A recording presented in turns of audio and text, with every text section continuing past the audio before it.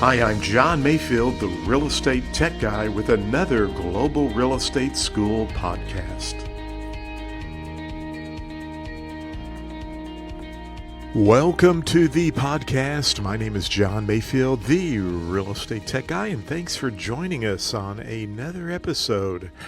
Well, I've been doing a lot of podcasts, bringing the audio over from some of my YouTube videos, and if you have not subscribed to my YouTube channel, you've got to do that. Go over to YouTube, just do a search for Global Real Estate School, and you can find some really, I think, some very cool videos that I'm doing over there. I have a lot of 5-minute real estate exam tips, a playlist for that, and just a lot of other cool things. And then I'm doing some technology training I'll be doing there from time to time, as well as my Real Estate Tech Guy YouTube channel. So check us out, subscribe. Would love to have you as a member over there as well.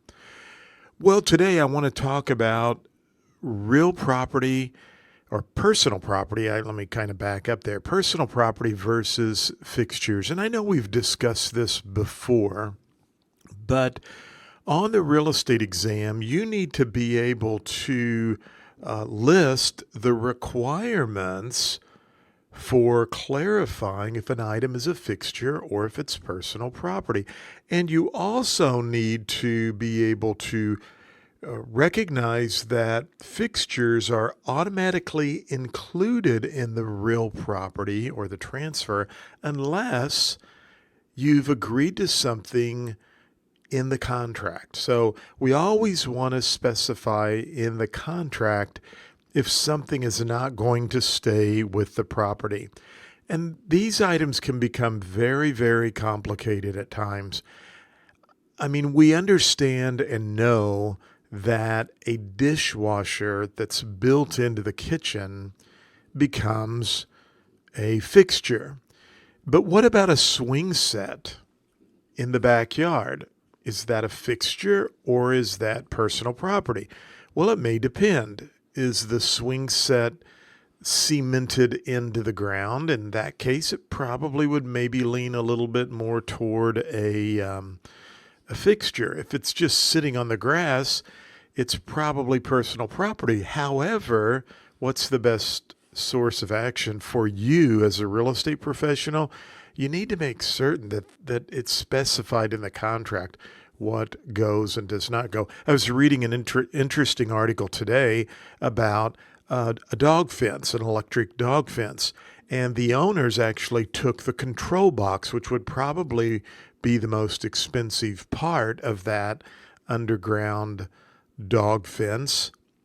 And so the question comes up, is that control box that is completely probably movable from the garage or whatever part of the house it's located, is that a part? Is that a fixture? Or is that personal property? Can the owners take that control box with them?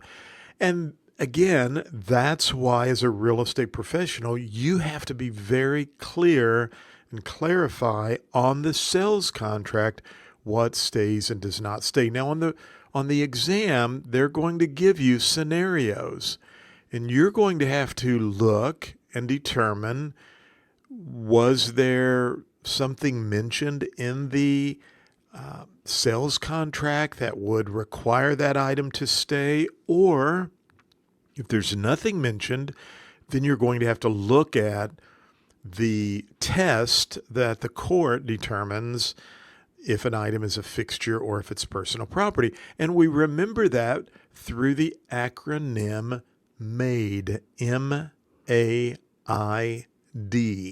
MAID. The method of attachment, is it bolted to the wall? Is the swing set in concrete pillars? Did they put the basketball goal in cement?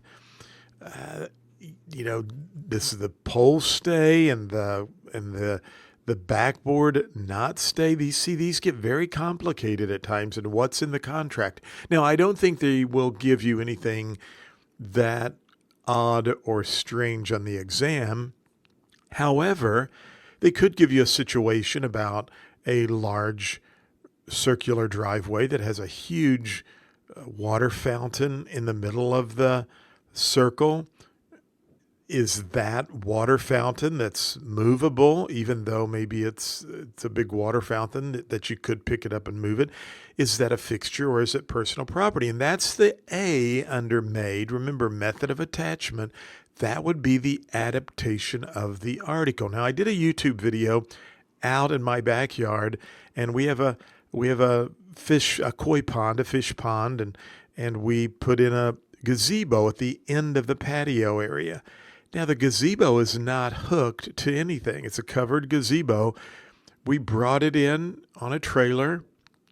We put it on skids. We put it up against the patio, put some rocks and blocks underneath it to get it level, and then planted some flowers around the back part of the gazebo to hide all of that. And it looks great at our koi pond. But I could have a tractor come in and put something underneath the gazebo, lift it straight up, put it on a trailer, and take it somewhere else. Is that gazebo that's completely movable and is not on any kind of attached to any kind of piers or foundation, is it a fixture or is it personal property? More than likely, if you saw that on the real estate exam, a question like that or a scenario, it would be a fixture. Why? Because of the adaptation of the article. It looks like it's part of that patio. It's a pretty big object, and by removing it, most people would have thought, hey, to me, that should have been included. That just was something that I thought was part of the real estate, the way it adapted to the backyard.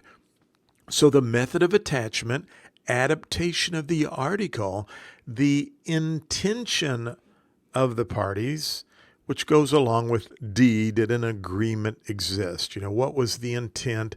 Was there an agreement? And you've always got to spell these items out on the sales contract as to what will stay and what will not stay. So again, you need to know the difference between a fixture and personal property. You need to know made, M-A-I-D,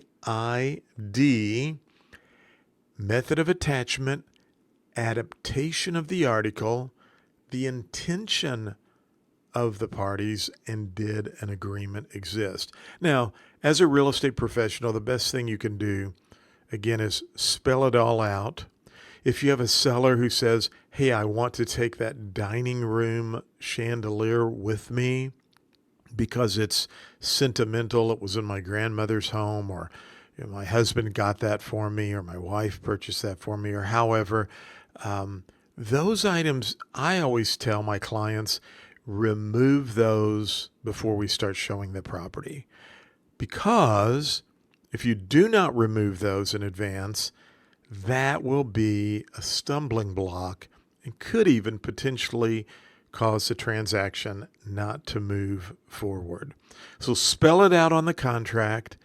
Have your client or seller remove anything they want to keep and replace it prior to you ever allowing anyone to look at the property.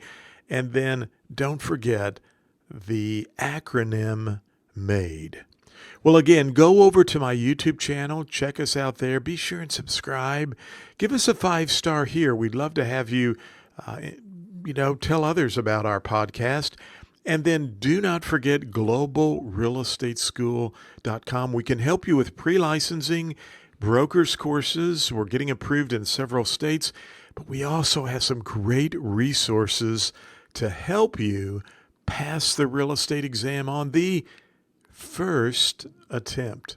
Hey, thanks for listening to this podcast, and I hope this has helped you in clarifying a fixture and personal property. Thank you for listening to the podcast for Global Real Estate School. I'm John Mayfield, the Real Estate Tech Guy.